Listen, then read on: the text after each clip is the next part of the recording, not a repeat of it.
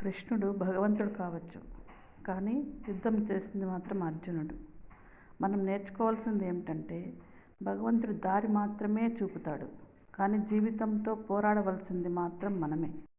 నీ జీవితంలో పరిచయం అయ్యే ప్రతి ఒక్కరూ నీకు గురువులే.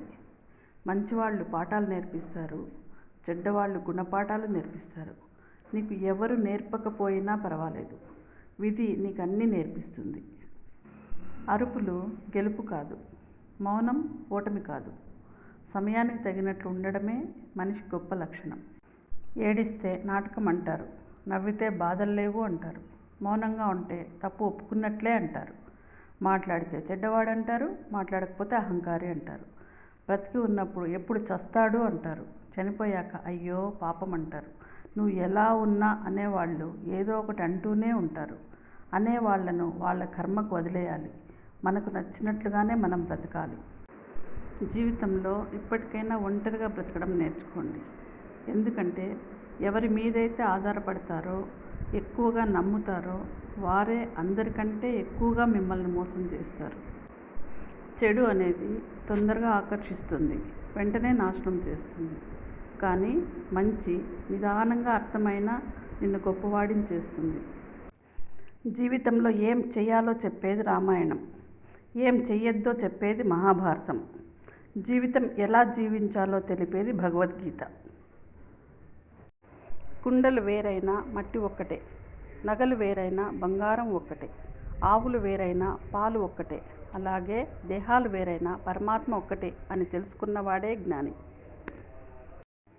తలరాత బ్రహ్మది, తనువు తల్లిది, తపన తండ్రిది, కానీ మంచో చెడో బ్రతుకు నీది. కష్టం వచ్చిందని కాడొదిలేస్తావో లేదా కష్టపడి ముందుకు పోతావో నీ ఇష్టం. ఎంత కష్టం వచ్చినా నీలో నువ్వే ఓదార్చుకోవడం నేర్చుకో.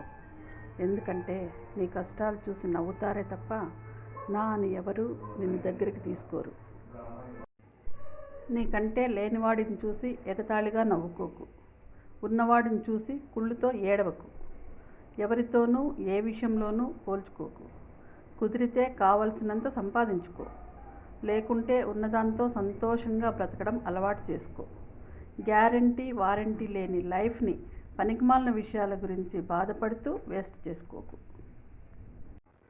ఏమీ లేకుండా పుట్టి అన్నీ కావాలని పరిగెత్తి ఏది శాశ్వతం కాదని తెలిసి ప్రాణం కూడా సొంతం కాదని అర్థమై ఏదో ఒక రోజు ప్రపంచాన్ని వదిలి దూరం అవ్వడమే జీవితం.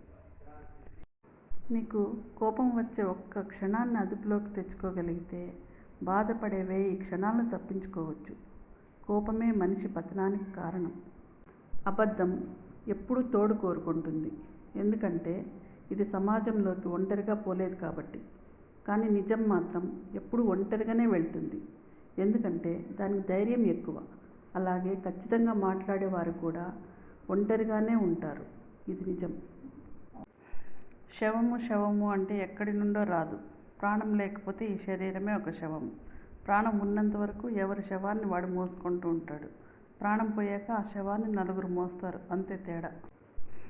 జీవితంలో ఓడిపోవడం, మోసపోవడం, చెడిపోవడం, పడిపోవడం అంటూ ఏమీ ఉండవు.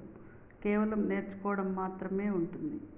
కొందరు ఓడిపోయి ఎలా గెలవాలో నేర్చుకుంటారు, కొందరు మోసపోయి ఎలా జాగ్రత్తగా ఉండాలో నేర్చుకుంటారు, మరికొందరు చెడిపోయి ఎలా బాగుపడాలో అని నేర్చుకుంటారు, ఇంకా మరికొందరు పడిపోయి ఎలా నిలబడాలో నేర్చుకుంటారు. జీవితం అనేది ఒక పాఠశాల, ఇక్కడ నేర్చుకోవడం మాత్రమే ఉంటుంది.